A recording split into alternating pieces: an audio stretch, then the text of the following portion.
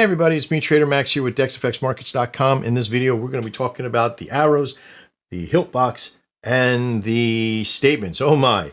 And let me tell you, there is a process that we're going to commit to today to learn these components and what each one does so you can have a better understanding of exactly where you are at within our series.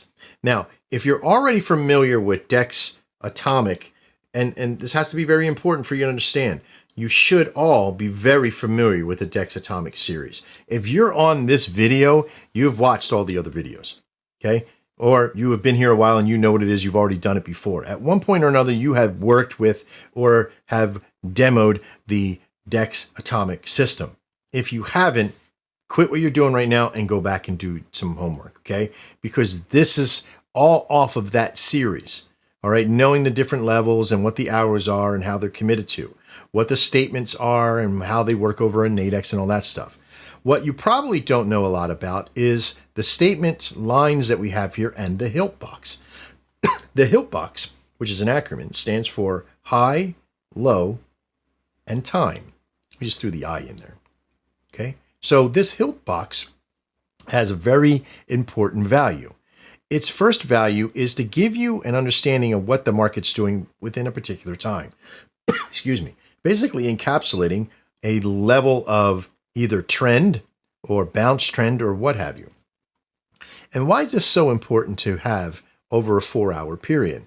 Well, within that 4-hour period, you're going to get the high and the low of over the time, but you're also going to get a few other lines. We referred to this middle line as the mean. And this mean has a very powerful indication. Remember, everything is about averages. The moving average is over, since it's set at 50, is basically at each new bar, the average of the previous 50 is there, where the average of this bar is there. And you can kind of see as it's going up, the average price starts to incline as the trend moves on. You can't always depict that directly by the level. And you can kind of see this is flattened out. If I try to take the 50 line away, you could kind of see where the market is. But overall, you can't really scope back and see too much. This 50 line helps to represent it in a visual pattern. Where this box, if we were to set this to say instead of 50, because what do we have here? This box represents an outcrop of that particular strand, and you can see it at that point overall. So we know that the 50 is set at 70.62. That's what the mean is over this 4-hour period. That level of price is set at 7062. And as you can kind of see that the mark at the mean happens right about there, okay? For the moving average as well, at that particular bar when it pops out, okay? Because it's going out of the last, well, if you think 5 times 4, how many bars is that, okay? And there's 5 times, so it's 5-minute bars, there's 12 in a bar, so times 4, that's 48. So we're really, really close to the 50 anyway. So this gives you a representation of price action over a period of 4 hours. Now, the next other two levels, since this is the high and this is the low and this is the mean, we refer to this next level as the high quarter mean, which means that it's the mean between the means. That's a lot in a mouthful. But this also represents a pretty good system in here to be able to take trades at.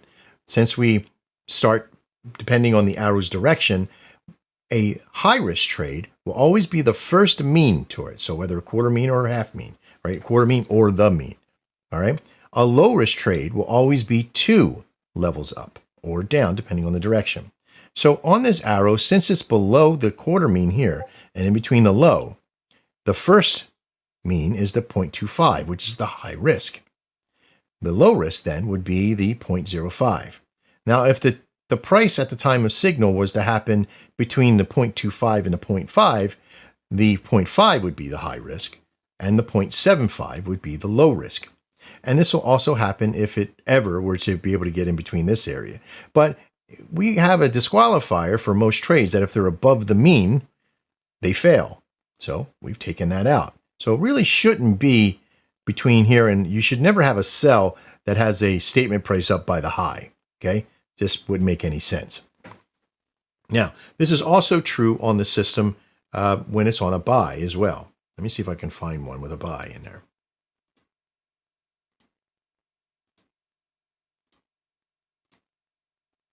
And you see how fast that I can, here's one with a buy.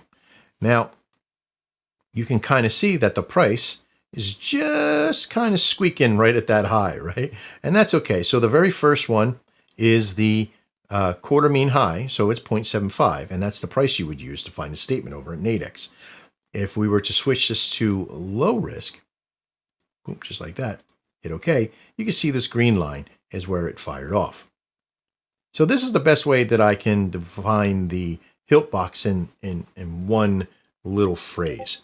It gives you an opportunity to see where the averages are, and averages will win the race, I promise you. The availability for you to be able to get into a trade, set your working order, hope for a little bit of a bounce back, and keep moving is pretty high.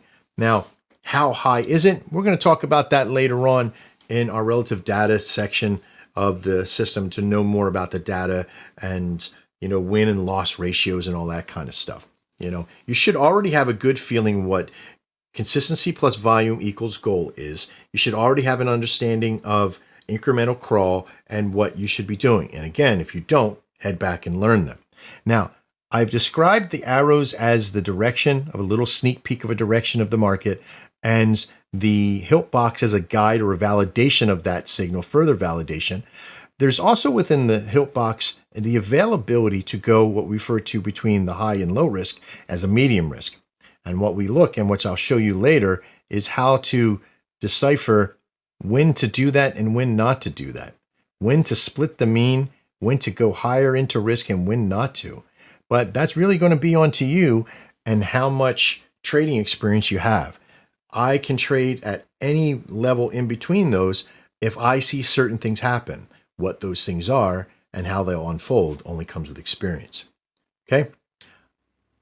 I'm Trader Max. I'll see you next time in the Dex Atomic X series. And as always, trade well.